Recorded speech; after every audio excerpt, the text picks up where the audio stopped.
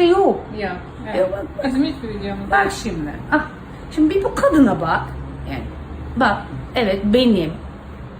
Ama işte yani. Bir de hemen böyle taktım. Bak ne kadar da pratik takıyorum ben. Bir de bu kadına bak yani.